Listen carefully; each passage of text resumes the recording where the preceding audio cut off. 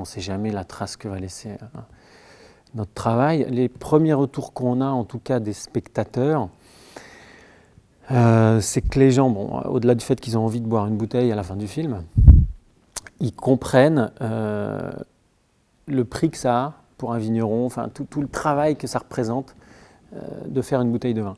Donc ça leur donne une idée, ça valorise le produit beaucoup plus qu'il l'était avant, aux yeux du néophyte, je parle, des gens qui ne sont pas du tout des vignerons, qui ne connaissent pas du tout le métier, qui vont voir le film comme ils vont voir n'importe quel film, et qui ressortent en disant « Ok, c'est un produit noble, on ne savait pas que c'était aussi compliqué et que c'était aussi impliquant de faire une bonne bouteille. »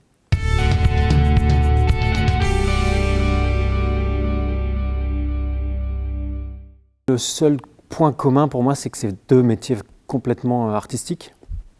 Un vigneron, il a affaire à tellement de paramètres qu'il ne maîtrise pas.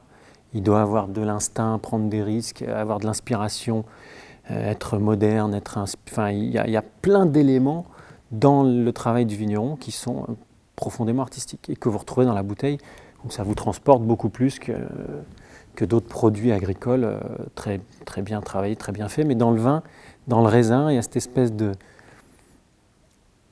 magie, d'alchimie qu'on retrouve dans les arts. Donc c'est vraiment pour moi la seule pratique agricole qui